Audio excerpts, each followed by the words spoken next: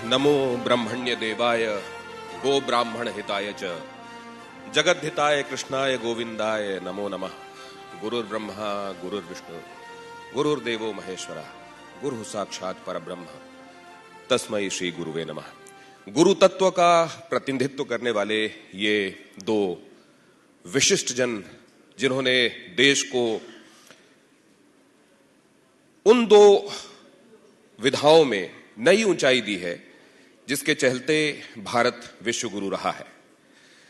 कालांतर में कुछ ऐसा हुआ कि हम अपनी ही विशिष्टताओं को कहीं भूलने लगे, कहीं उसमें हीनता का भाव आने लगा और उसको जगाने का एक बार फिर से, जिसको रेनेसां कहते हैं, पुनर्जागरण अपने मूल्यों को लेकर उसको करने का विशिष्ट पहचान जहां योग के माध्यम से, आयुर्वेद के माध्यम से बाबा रामदेव जी ने भारत को दिलाई है, भारत की इस प्राचीन विधा को दिलाई है, वहीं श्री रमेश जी ओझा जिनकी वाणी का वो प्रभाव है कि दिलों में अंदर तक जाकर अंतर में वो असर करता है कि जहां सोई हुई इंसानियत भी होती है वो जागकर सन्मार्ग की तरफ चलने के लिए इंसानों को प्रवृत्त करती है।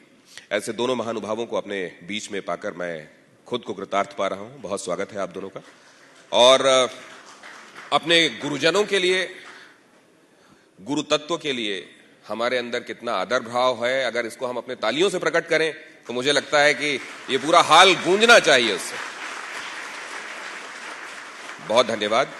और अब आप लोगों से, क्योंकि हमारी ये थीम है कि भारत विश्व गुरु रहा है लेकिन अब फिर से उस स्थान पर पहुंचे, इसके लिए वो स्पिरिचुअल मंत्रास, वो गुरु मंत्रास क्या होंगे जो किसी भी सेक्ट में, कम्युनिटी में, वर्गों में ना बटें, हर पर एक जैसा असर करें। बाबा रामदेव जी, आपसे शुरुआत। प्रथम तो TV9 की इस मुहिम का अभिनंदन करता हूं कि भारत क्या सोचता है, भारत क्या था, क्या है और हमें क्या होना है, और इस दिशा में अध्यात्म जो भारत की जड़ें हैं, और आचार्य चाणक्य भी कहते हैं सुखस्य मूलम धर्मः, धर्मस्य मूलम अर्थः, अर्थस्य मूलम राज्यम, राज्यस्य मूलम जितेंद्रियता, जितेंद्रियतायाः मूलम इंद्रियजयः, इंद्रियजयस्य मूलम विजयः। ये जो पूरी प्रक्रिया है भारत की, जो थॉट प्रोसेस, हमारी आइडियोलॉजी, हमारे प्रिंसिपल्स हैं, वो यह है कि हमारी जड़ें धर्म में जुड़ी हैं। धर्म माने जीवन में हमारे कार्य करने की रीति, नीति, परस्परता की प्रीति। धर्म माने हमारे आचरण का शील। धर्म कोई मात्र प्रतीक नहीं है, नहीं लिंगम धर्मस्य कारणम। माना कि जो हमारे प्रतीक हैं वो भी बड़े गौरवशाली हैं, लेकिन धर्म तो हमारे जीवन का श्रेष्ठ आचरण है। ये सच है कि 18वीं शताब्दी तक भारत की 20 से 25% विश्व GDP में भागीदारी रही है, और अतीत में जिसको लोग षड्यंत्र पूर्वक पाषाण युग कह करके और भारत को बदनाम करते रहे कि उन्होंने हमें एनलाइटमेंट दिया, उन्होंने हमें जीना सिखाया, ये नितांत मिथ्या बातें हैं। उस अतीत का आधार लेकर के, अतीत पर गौरव रखते हुए, जिसके पास कोई अतीत नहीं होता है वो दिशाहीन होता है, और वर्तमान में जिसका कोई पुरुषार्थ नहीं होता है, कोई पराक्रम, शौर्य, वीरता नहीं होती है, वो कभी भविष्य नहीं बना सकता है। तो मैं तो ऐसा सोचता हूं कि हमें अपने अतीत पर गौरव होना चाहिए, हमें ये फक्र होना चाहिए, हम भगवान राम और कृष्ण के, शिव के, गौतम, कणाद, जमिनी, पाणी, पतंजलि के वंशज हैं, और 1,92,08,03,124 वर्ष पुरानी हमारी गौरवशाली संस्कृति है। और हमारे पूर्वजों ने जैसे विविध क्षेत्रों में बड़े बड़े साम्राज्य अतीत में स्थापित किए, हम सब 140 करोड़ भारतीय आज भी पुरुषार्थ करते हैं, करेंगे, और मुझे विश्वास है कि 2040 से 45 में भारत फिर से दुनिया की सबसे बड़ी आध्यात्मिक और आर्थिक महाशक्ति होगा। राजनीतिक तो होगा ही होगा, और इस दिशा में सबको थोड़ा थोड़ा प्रयत्न करना पड़ेगा। माने अपने स्वधर्म में पूर्ण निष्ठ रह करके, स्वधर्म के प्रति पूर्ण दृढ़ता रखते हुए, दूसरों के प्रति उदारता का भाव रखते हुए, किसी विद्वेष की भावना नहीं, घृणा नफरत की भावना नहीं, कोई विध्वंस की भावना नहीं, किसी से बैर नहीं, लेकिन स्वयं में दृढ़ता, अपने सिद्धांत में, अपने आराध्य में, अपने मत पंथ संप्रदाय में, अपनी गुरु परंपरा, अपनी ऋषि परंपरा में स्वयं में दृढ़ता, सबके प्रति उदारता, और स्वधर्म के साथ स्वकर्म को ही हम राष्ट्र धर्म भी कहते हैं। उसमें पूरा अपना मैं क्या कंट्रीब्यूट कर सकता हूं। मैं एक सन्यासी हूं, मुझे अपने के लिए क्या चाहिए, जमीन पर सोता हूं, कोई बैंक अकाउंट नहीं। लेकिन हमारे अभी तो चले गए इधर से, हेमंत जी खिसक गए, आते ही बोले अभी रुचि सोया का मार्केट कैप क्या चल रहा है साहब। तो हमारे पास जो भी अर्थ है सब परमार्थ के लिए है।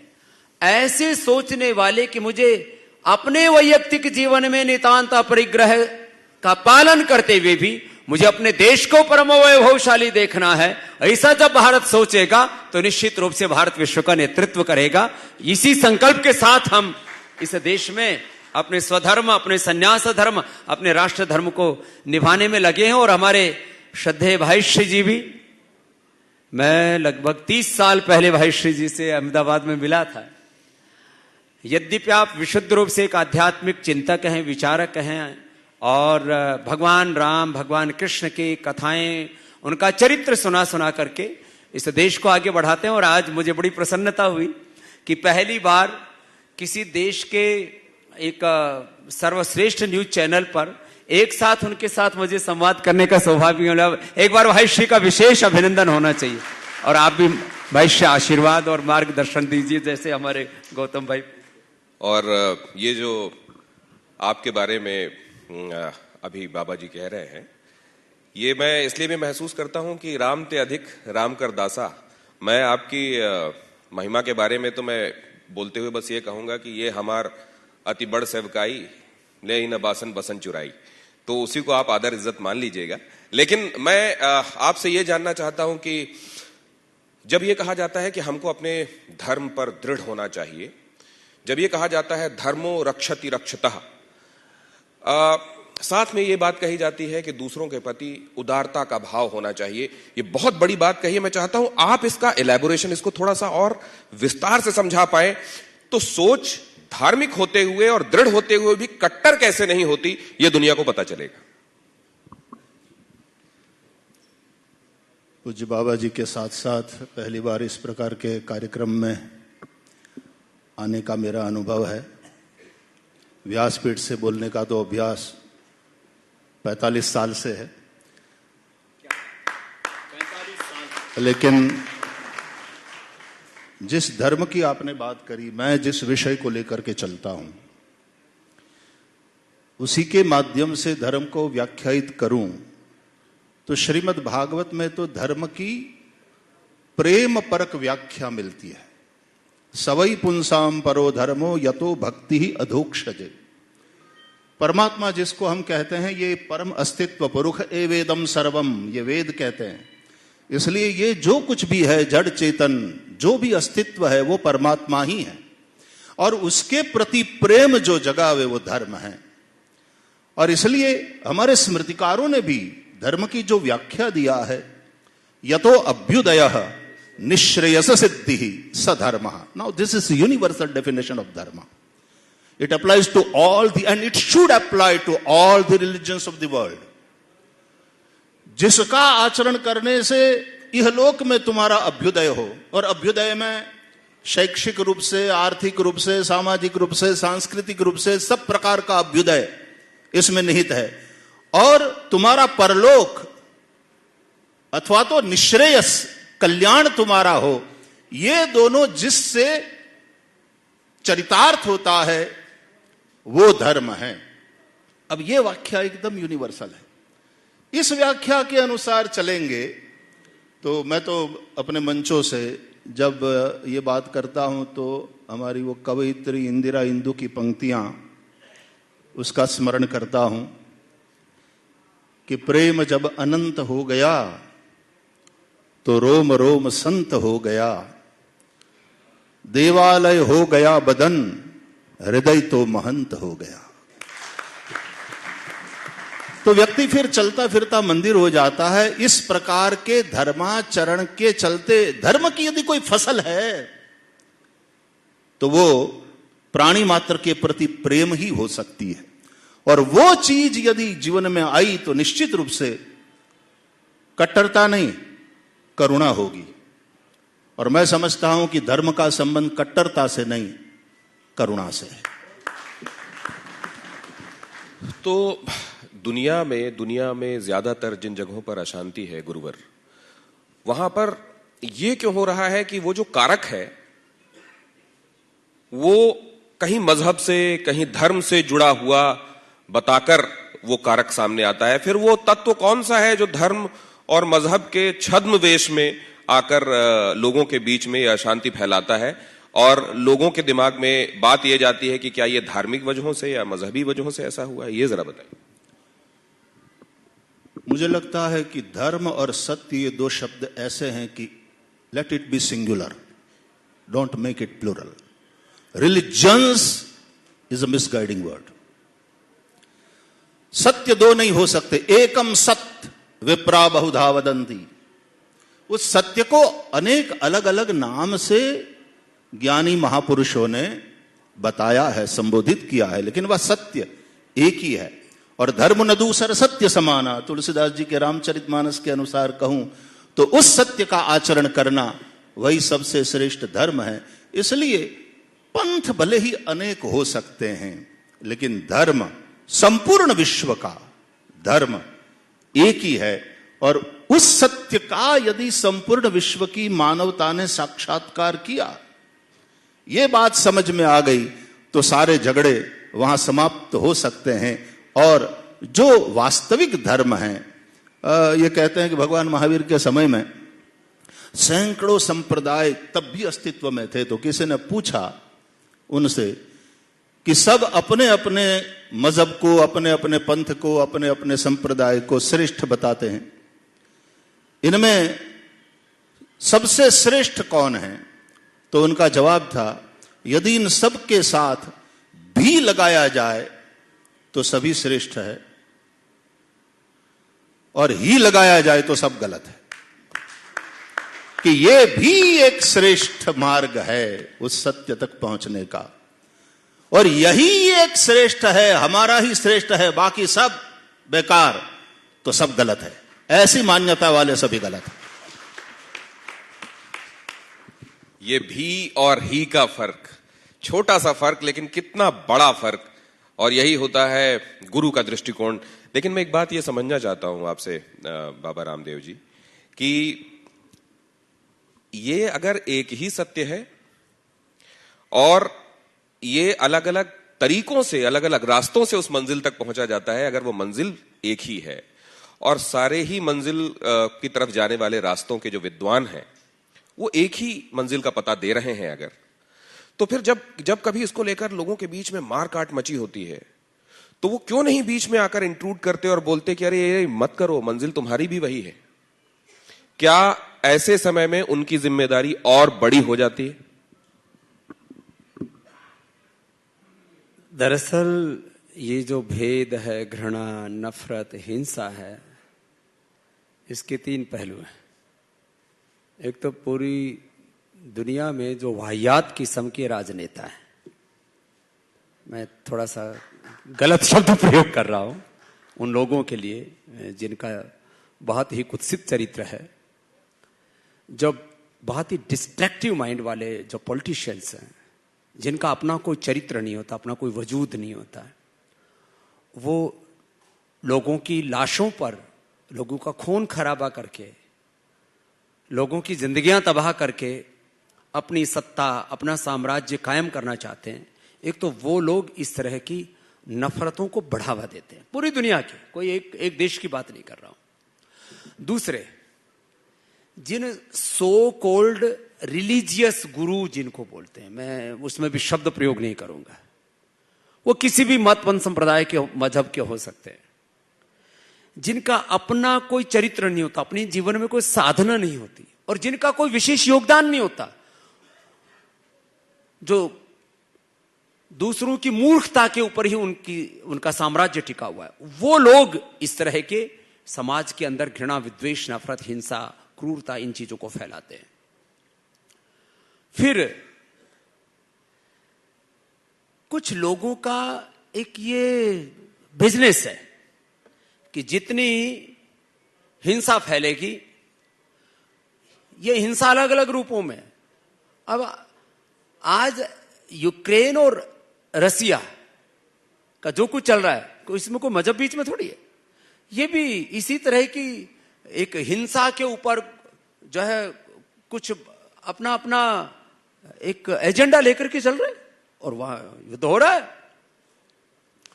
लेकिन जो भी कारण है, चाहे उसमें पॉलिटिशियन कारण है, चाहे उसमें कुछ रिलीजियस लोग कारण हैं, या कुछ लोग वो उनका एजेंडा है इस तरह का कि उस तरह की चीजें चलने से बहुत से लोगों को बहुत प्रकार के प्रयोजन सिद्ध होते हैं। लेकिन एक बात मैं भारत के संदर्भ में जरूर कहना चाहता हूं, भारत में हिंसा के बल पर कोई भारत को तोड़ नहीं सकता, यह मैं कह सकता हूं आपको, और हम तोड़ने नहीं देंगे। भारत को मजहबी हिंसा के बल पर कोई तोड़ना चाहेगा तो तोड़ न सकेगा, वो ख्वाब रह जाएंगे लोगों के। बहुत से लोग इसी एजेंडे को लेकर के चल रहे हैं। वो कभी कहते हैं कि ओबीसी, दलित, वनवासी, उसमें फिर मुस्लिम्स को जोड़ लो, और फिर कम्युनिस्टों की एक विकृत जो विचारधारा है, जो डिस्ट्रक्टिव थॉट प्रोसेस है, उसका तड़का लगाओ और इस देश को बांट दो। वो कहते हैं ये जो बहुत बहुत तरह के कैलकुलेशंस करते हैं, और यदि इस देश के अंदर जो सोशल मीडिया वाली जो पूरी इंडस्ट्री है एक, उसको यदि कोई दो चार लोगों के कुछ पोस्ट कोई पढ़ ले तो उनको तो ऐसा लगेगा कि कल को देश टूटा ही जाएगा। लेकिन इस तरह के चंद लोग हैं, इन मुट्ठी भर लोगों से देश में नफरत और घृणा फैलने वाली नहीं है, और ये अलग अलग कोई ना कोई आलम्बन ले लेते हैं। और मैं तो एक सीधी सी बात कहता हूं, ये जो अभी जो कुछ चल रहा है देश में, कहीं बुलडोजर की बात होती है, कहीं मंदिर मस्जिद की बात होती है, कहीं और पैगंबरों की, अवतारी पुरुषों की को लेकर के कोई प्रश्न उठाए जाते हैं। मैं तो दो तीन बातें सीधी सीधी बोलना चाहता हूं। ईश निंदा के नाम पर कहा जाता है कि भाई हमको ईश निंदा बर्दाश्त नहीं है, तो भारत सहित पूरी दुनिया में एक कानून बना दो कि भगवान राम को, कृष्ण को, शिव को, हमारे भी अवतारी पुरुषों को कोई एक शब्द नहीं बोलेगा, तो फिर मामला ही खत्म है। माने उनके पैगंबर के बारे में एक शब्द न बोला जाए और हमारे महापुरुषों को जूते मारे जाए, ये कैसे हो सकता है हिंदुस्तान के अंदर? ऐसा करते हैं कुछ लोग। भगवान राम की, कृष्ण की प्रतिमा लगा के हिंदुस्तान में उनको लोग जूतों से मारते हैं, उनके क्या क्या उल्टे पुल्टे कर्म करते हैं, उनके चरित्र के बारे में, उनके जीवन के बारे में, कितना पावन चरित्र था उनका, उनके बारे में क्या क्या बकवास चलती है। एक की बात की जाए तो बोलो वो तो निंदा हमें स्वीकार नहीं होगी, तो फिर हमारे के बारे में क्यों करते हो भाई? एक बात, इस माने यूनिवर्सल होना चाहिए सत्य, ऐसा नहीं कि एक जगह लागू होगा दूसरी जगह लागू नहीं होगा। और दूसरी बात भाई श्री जी ने कही, पूरी दुनिया के ये जो बड़े बड़े ये जो संस्थाएं बना करके बैठे हैं, बड़े बड़े अड्डे बना करके बैठे हैं, बड़े बड़े गिरोह बना करके बैठे हैं, उन लोगों को एक बात करनी चाहिए कि सारी दुनिया में कहना चाहिए, ये जो ही और भी वाली पूज्य भाई श्री ने बात कही वो बहुत बड़ी बात की है, उसका अभिनंदन होना चाहिए कि हमारा ही मजहब श्रेष्ठ है, हमारा ही मतपंथ श्रेष्ठ है। ऐसा कोई क्यों कहे? हम तो नहीं कहते, तो उनको भी नहीं कहना चाहिए। और तीसरी बात यहां तक नहीं रह जाती है। मैं कहता हूं, मैं भारत में रहता हूं तो मेरा आराध्य पहले मेरा देश होना चाहिए, मजहब ऊपर नहीं, सबसे पहले देश होना चाहिए। मैं भारत में बैठ करके किसी को जाना है मक्का मदीना जाए, उसकी आस्था उसका विश्वास है, लेकिन उसका मक्का मदीना पहले हिंदुस्तान है, उसके बाद में कोई दूसरा है, यह होना चाहिए हिंदुस्तान के अंदर। तो कोई किसी को वेटिकन सिटी जाना चाहिए ना, कोई आपत्ति नहीं है। कोई नागरिक भारत का, एनआरआईज हमारे बहुत से यहां जो पैदा हुए भारतवंशी हमारे पूरी दुनिया में, वो उनकी भगवान राम में कृष्ण में श्रद्धा है, आस्था, वो कैलाश मानसरोवर जाते हैं, वो अमरनाथ जाते हैं, लेकिन जिस देश में रहते हैं उस देश के कानून को सर्वोपरि मानते हैं। ऐसा एक वातावरण देश में बनाना ही होगा और ऐसा ही हिंदुस्तान चलेगा। कोई लाख हिंदुस्तान को तोड़ने की कोशिश करे, हिंदुस्तान नहीं टूटेगा। लेकिन वो अवस्था अभी कितने आगे आपको दिखाई देती है? और दूसरे जो आप कह रहे हैं कि फिर उधर से भी ध्यान रखा जाए, मैं एक बात यह समझना चाहता हूं कि एक न्याय का तरीका यह है कि आई फॉर एन आई, आंख के बदले आंख, लेकिन दूसरा एक तरीका है जो यह कहता है कि filth can not be cleaned with filth, गंदगी को गंदगी से साफ नहीं किया जा सकता। इसमें आपका मैं विचार जरूर चाहूंगा। देखिए, ये तो हमारे शास्त्रों ने भी कहा है, नहीं वैरेण वैराणी प्रशाम्यंती कदाचन, बैर से बैर खत्म नहीं होता है। और हिंदुस्तान में बैर किस बात से? आप इंडोनेशिया, मलेशिया, बाली, उन देशों में जाइए, वो राम को अपना पूर्वज मानते हैं। इसमें दिक्कत क्या? अभी हिंदुस्तान में जो बहुत ही छिछोरे लोग हैं, बचकनी हरकतें करते हैं, बहुत अपरिपक्व मानसिकता वाले लोग हैं, वो इनको ये कहने में भी दिक्कत। अच्छा बताओ, भारत में जो बसने वाले जितने भी लोग हैं, इनके कमोबेश पूर्वज एक हैं कि नहीं है? अब इसमें क्या दिक्कत है? मैं उसमें न कोई हिंदू शब्द जोड़ना चाहता हूं, न कोई और दूसरा तीसरा जैन, सिख और कोई इसमें इस्लाम कोई नहीं जोड़ना चाहता। एक बात तो, अरे भारत के हमारे पूर्वज एक, लेकिन हमारे पूर्वजों की प्रकृति, हमारे पूर्वजों की संस्कृति वो एक, हमारे कुल खानदान एक, 500 वर्ष पहले जाकर के सबका पूरा वंशावली पढ़ लो, वो सब एक। तो ये जो पूजा पाठ के नाम पर, और इसमें भी मैं तो ये हम साफ साफ बात करने में विश्वास रखते हैं, कुछ ऐसे सामाजिक, कुछ ऐसे राजनीतिक, कुछ ऐसे आर्थिक कारण रहे जिसके कारण से लोगों के मजहब बदल गए, लेकिन पूर्वज नहीं बदल सकते, देश नहीं बदल सकता, संस्कृति नहीं बदल सकती, हमारे देश की प्रकृति नहीं बदल सकती। तो अगर ये इन बातों के आलोक में देखा जाए, गुरुवर आपसे मेरा सवाल है ये कि दिनेश, एक बाबा जी से मेरा एक सवाल है जी, कि आपने कहा कि ईश निंदा कानून बने और दोनों लोगों पर लागू हो, यहाँ पे भी लागू हो और उन पर भी लागू हो।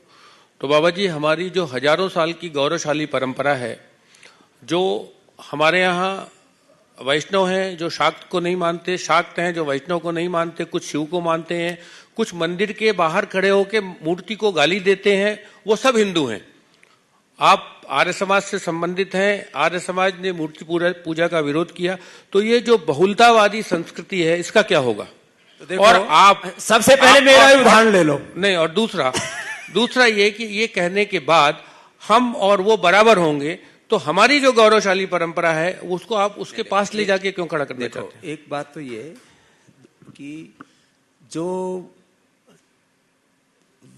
विमर्श है हमारे यहाँ, तर्क है हमारा, तो दर्शन शास्त्र तर्क पर आधारित है।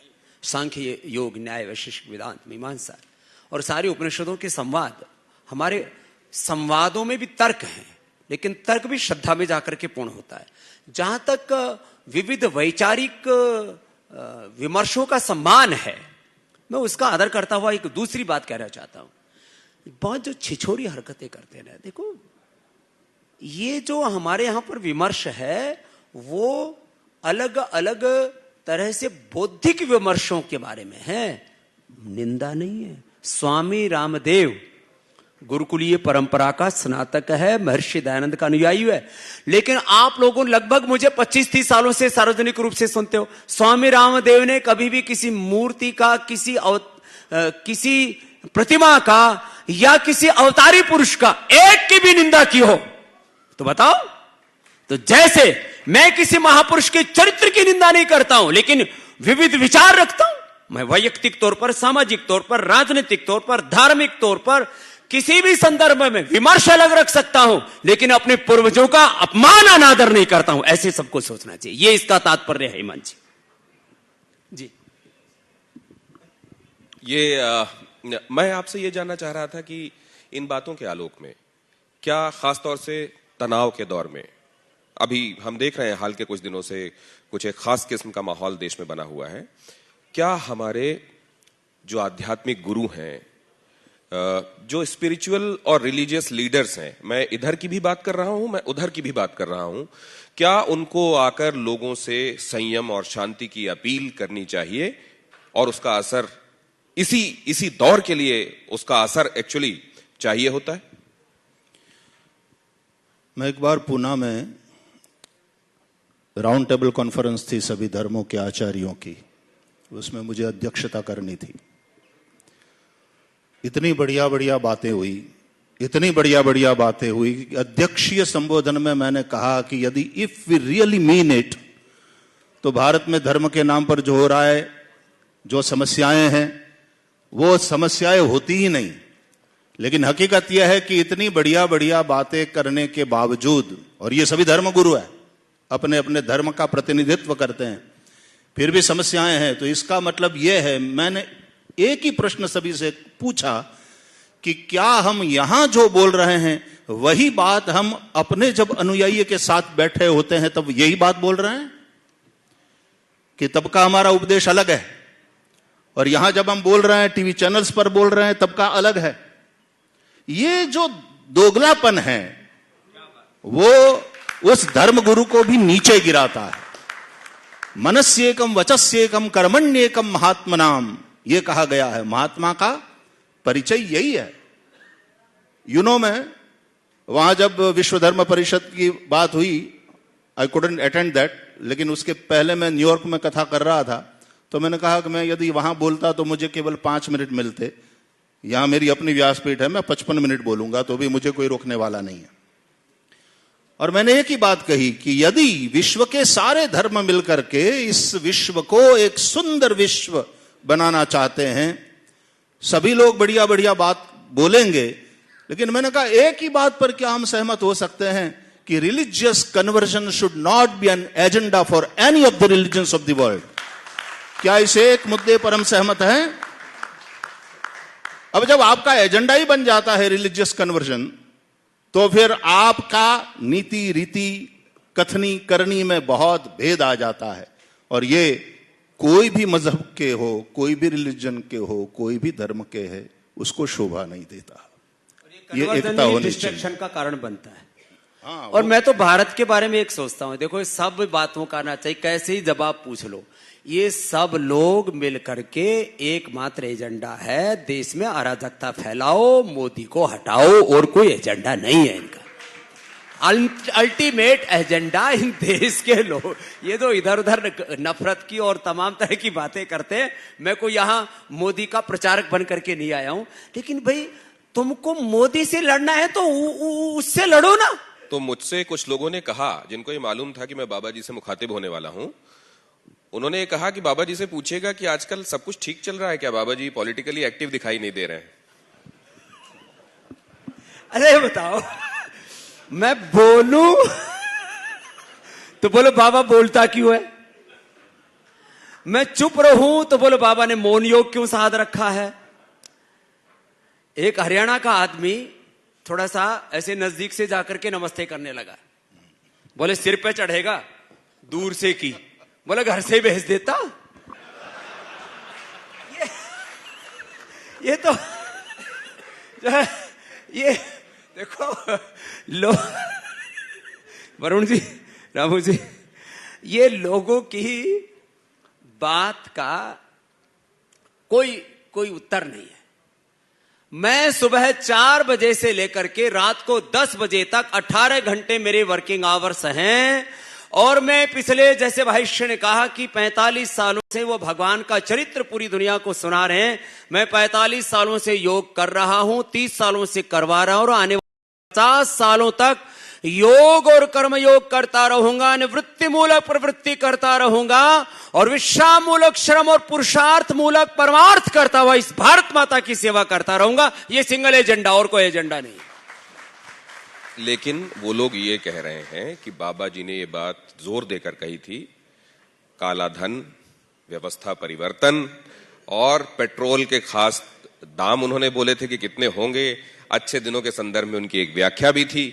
तो अगर वो तब इतने आंदोलित और उद्वेलित थे, तो आज बाबा जी शांत हो गए हैं, क्या सब ठीक हो गया? देखो, अभी मैंने 2 शब्द बोले, निवृत्ति और प्रवृत्ति।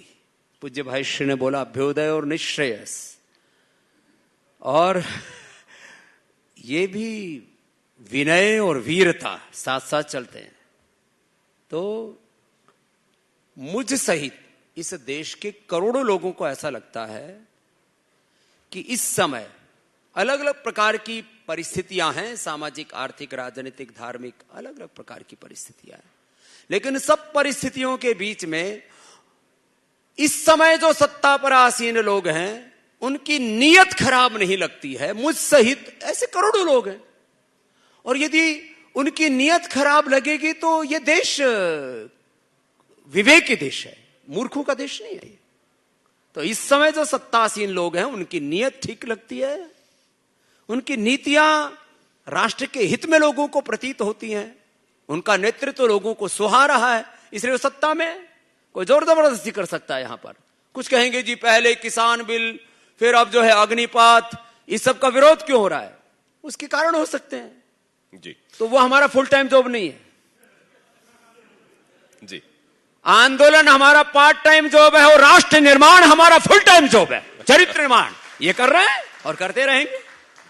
अब एक बात मैं और भी समझना चाहता हूं आपसे गुरुवर, कि आपने कहा कि एक ही विषय कम से कम हम बना लें कि फोर्सफुल कन्वर्जेंस नहीं होंगे, अगर इसी बात पर हम रजामंद हो जाएं तो बाकी चीजें अपने आप ठीक हो जाएंगी। ये एक ऐसा मुद्दा है जिसको आपने कहा कि एक ही मुद्दे पर हम रजामंद हो जाएं। कौन से वो मुद्दे आध्यात्मिक गुरु होने के नाते आप समझते हैं हम तय कर सकते हैं जिसमें कंसेंसस होगा ही होगा और उस रास्ते भारत विश्व गुरु बनेगा ही बनेगा? जैसा कि मैंने कहा, धर्म कोई थोपने की चीज नहीं है, धर्म स्वीकार करने का मैटर है। जहां भी थोपने की बात आएगी वहां कट्टरता आएगी और वहां अंधापन एक आएगा। जैसा कि बाबा जी ने कहा, बस वही बात है कि हमारे पुरखे एक ही थे। उस हिसाब से हिंदुस्तान में रहने वाले हम सभी एक है, हम सभी हिंदू ही है एक दृष्टि से देखा जाए तो। चाहे हमारा उपासना का प्रकार अलग अलग हो, लेकिन हम एक ही है। और जैसा कि बाबा जी ने कहा, नेशन फर्स्ट वाली बात हो कि मैं पहले भारतीय हूं, बाद में मैं और कुछ हूं। इस एक बात पर सहमत होना इसलिए भी आवश्यक है। मैं किसी की राष्ट्रीयता पर हम लोग शंका नहीं करते। हिंदू इस देश का जैसा नागरिक है सन्निष्ठ, हम दूसरों की, अन्य मजहब को मानने वाले, अन्य धर्म को मानने वालों की भारतीयता पर और उनकी राष्ट्रीयता पर हम शंका नहीं करते। लेकिन शंका करने का किसी को कारण नहीं मिले, ऐसा व्यवहार आपका होना भी चाहिए। इसलिए नेशन फर्स्ट वाली नीति बना करके हम चलें। भारत सबसे पहले है। और जहां तक बात अपने अपने धर्म की है, तो ये स्मृति वो मनुष्य के द्वारा बनाई गई होती है। श्रुति में कोई बदलाव भले ही ना हो, हमारे ऋषियों ने समय समय पर स्मृति में बदलाव किया है। और वही बात सभी धर्म वाले यदि स्वीकार कर लें और समय समय पर जो समस्याएं हैं या जो इश्यूज आ रहे हैं सामने, तद अनुसार अपनी स्मृतियों में तो बदलाव करें। उस स्मृति को आप जो भी नाम दे रहे हो, लेकिन उसमें बदलाव करें, यह बहुत जरूरी है। और ये बदलाव आए, ऐसा वातावरण बनाने का संपूर्ण जिम्मा उस धर्म के गुरु का होता है, मौलवियों का होता है, फादर्स का होता है। इसलिए मैंने फिर से मैं वही बात याद कराऊं कि हम यहां जो अच्छी अच्छी बात करते हैं, सुष्ठु सुष्ठु बोल रहे हैं, क्या हम अपने अनुयायियों के साथ बैठे होते हैं तब यही बात कर रहे हैं? वहां उपदेश की बात अलग हो, और जब मीडिया के सामने हो या आपस में चर्चा कर रहे हो, अच्छा है, एक सज्जन की तरह हम व्यवहार कर रहे हैं, अच्छी बात है, लेकिन करनी कथनी में भेद नहीं होना चाहिए। तो हिंदुस्तान आज भी विश्व गुरु के रूप में, उसमें पूरी सामर्थ्य भी है, वो संभावना भी है, और हिंदुस्तान बहुत कुछ दे सकता है, बहुत कुछ सीखना भी है हिंदुस्तान को विश्व से। ये नहीं कि हम ही श्रेष्ठ है, ये एक वो ऑब्सेशन भी एक अलग प्रकार की बीमारी हो जाती है। बहुत कुछ सीखने लायक भी जो है पश्चिम के जगत से हम सीखेंगे भी। हालांकि जब हम सीखते हैं, मैं भी सीखता हूं, तो बाद में मुझे पता चलता है बाबा जी कि ये जो मैं सीखा वो तो यहां था, मुझे मिला नहीं था, ये घूम फिर करके आया, इसलिए मुझे ऐसा लगता है। मैनेजमेंट की भी बात हो तो वो भी यहां हमारे ऋषियों ने दिया है। मैं इसलिए केवल हिंदू हूं इसलिए नहीं, लेकिन हिंदू धर्म की उसके पास जो आचरण की ऊंचाई है हिमालय जैसी, और जो दार्शनिक गहराई है समंदर जैसी, दोनों का समन्वय। नहीं तो समंदर के पास गहराई है, ऊंचाई नहीं, और हिमालय के पास ऊंचाई तो है लेकिन गहराई नहीं। मैं जिस धर्म को फॉलो करता हूं इस वक्त, उसके पास ऊंचाई भी है और गहराई भी है। ऐसे ऐसे दिव्य चरित्र है, तो मुझे इसलिए गौरव है। मैं चुस्त हिंदू हूं, लेकिन वो कट्टरवादिता वाली बात वो नहीं। एक बात और मैं आपसे, एक चीज और है, ये सारे देश का जो थॉट प्रोसेस है वो कंस्ट्रक्टिव हो, इसके लिए भारत की शिक्षा व्यवस्था एक जैसी होनी चाहिए। हम गुरुकुलों में अलग प्रकार का कुछ ऐसा शिक्षण दें कि जिससे कि कुछ अलग हो जाए। हम मदरसों में कुछ और कुछ पढ़ाएं, जो मिशनरी स्कूल है वहां कुछ और कुछ पढ़ाएं, ये नहीं चलेगा। ये व्यावहारिक है जो आप कह रहे हैं? बिल्कुल। शिक्षा तो पूरे संसार में, शिक्षा के मूल दर्शन, शिक्षा के मूल सिद्धांत, वो या तो उसमें सब्जेक्ट है, या तो उसमें लैंग्वेजेस है, या उसके अंदर मनुष्य को मनुष्य बनाने वाली शिक्षा है। उसमें क्या दिक्कत है? तो भारत की शिक्षा व्यवस्था और शिक्षा के मूल सिद्धांत, शिक्षा की मूल मर्यादाएं, और उसमें नैतिकता, मानवता, राष्ट्रीयता, वो सब जगह एक जैसी ही होनी चाहिए। तो ये हो क्यों नहीं रहा है फिर? आज भी नहीं हो रहा तो कब होगा? ये होना हो करके ही रहेगा। अब जो है मोदी साहब ने कहा भाई इन मदरसों का आधुनिकीकरण करो, गुरुकुलों का आधुनिकीकरण करो। गुरुकुलों का तो हमने कर दिया, गुरुकुल का पढ़ा हुआ ब्रह्मचारी आपके सामने बैठा हुआ है। तो मैं वर्तमान पूरे वर्ल्ड से पूरी तरह से कनेक्ट हूं और अपडेट हूं। जैसे गुरुकुल का पढ़ा हुआ ब्रह्मचारी बालक रामकृष्ण और बालकृष्ण आपके सामने है, ऐसे ही मदरसों के अंदर भी वही शिक्षा दीक्षा देनी चाहिए जो हमने गुरुकुलों में राष्ट्र और राष्ट्रीयता की दी है। और बाकी स्कूल हैं अलग अलग प्रकार। अरे शिक्षा पूरी, आज अमेरिका का पूरा करिकुलम देख लो, सिलेबस देख लो, पूरा ब्रिटेन का देख लो, पूरा यूरोप का देख लो, पूरी दुनिया में शिक्षा व्यवस्था एक ही जैसी होती है। उसमें कोई माइनर डिफरेंस हो सकता है, लेकिन यहां तो आसमान पाताल का अंतर है। ये नहीं चलेगा।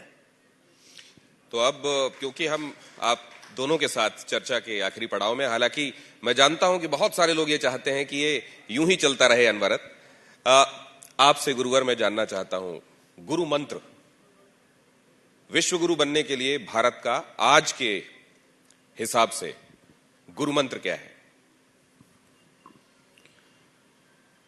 हमारे वेदों ने और हमारे शास्त्रों में ये गुरु मंत्र स्पष्ट रूप से हजारों वर्षों से हमें प्रदान किया है, और उसी का हम बार बार अनुवर्तन कर रहे हैं, उसका आवर्तन कर रहे हैं। और यही है कि वास्तव में धर्म के द्वारा विश्व मानवता की आराधना करो। तो मैं चाहूंगा कि आप विश्व मानवता ही सबसे श्रेष्ठ है। इसलिए मैंने वो चार बात कही थी बाबा जी, कि चार बातें आवश्यक है यदि भारत को आगे बढ़ाना है तो। मानवतावादी धर्म, मूल्यनिष्ठ राजनीति, कठोर परिश्रम और नेशन फर्स्ट वाली नीति। ये चार चीज आ जाए तो बहुत कुछ भारत में है, और वो जो संभावना है वो बहुत अच्छी तरह से आगे आ सकती है। उसमें सबसे कठिन है मूल्यनिष्ठ राजनीति। ठाकुर जी करे कि ऐसा भी हो। मूल्यनिष्ठ और बस इसी में मैं तो इतना ही जोड़ूंगा। मैं तो एक सूत्र को एक मंत्र को लेकर के चल रहा हूं। सुबह सुबह योग करो। बहुतों के यहां पर भी पेट थोड़े मोटे मोटे मुझे दिखाई दे रहे हैं। तो बाबा देश की बात कर रहे हैं, अपना पेट काबू में है नहीं, तो पहले अपना पेट ठीक करो, कपालभाति करो। ये जरूरी है। जब तक सेंट्रल गवर्नमेंट ये ठीक नहीं होगी सारे स्टेट गड़बड़ हो जाएंगे सारे। घुटने नहीं चलेंगे, कमर नहीं चलेगी, दिमाग नहीं चलेगा, आंखें देखेंगे नहीं, कान सुनेंगे नहीं। इसलिए सुबह सुबह योग करो। इंटरनेशनल योग डे आने वाला 21 जून को, पूरी दुनिया में योग का परचम फहराने वाला है और इसके लिए भी मोदी जी ने बड़ा काम किया, उसके लिए अभिनंदन है उनका। सब देखो, योग को घर घर तक, जन जन तक पहुंचाने के लिए हमने पुरुषार्थ किया, लेकिन पूरी दुनिया में, और मुस्लिम देशों ने भी माना, जो भगवान को नहीं मानते उन्होंने, कम्युनिस्ट देशों ने भी माना, ईसाई देशों ने भी माना। इसके लिए पूरी दुनिया का भी अभिनंदन होना चाहिए। 177 देशों ने माना। योग करो सुबह सुबह और 18 घंटा कर्म योग करो। सारे संसार के दुख का कारण प्रमाद है, जो पूज्य भाई श्री ने अभी बोला। पुरुषार्थ, पुरुषार्थ चतुष्ट हमारे संस्कृति का मूल आधार है। 18 घंटा पुरुषार्थ करने का इस देश का स्वभाव हो जाएगा तो आने वाले 15-20 वर्षों में चाहे लाख जो है ये उत्पात करते रहे, भारत विश्व का सिरमौर बन करके रहेगा। बस सुबह सुबह योग और दिन भर कर्मयोग नहीं छोड़ना, और हो सके तो इतना अपना पेट बना लेना कि ऐसे भी घुमा सको।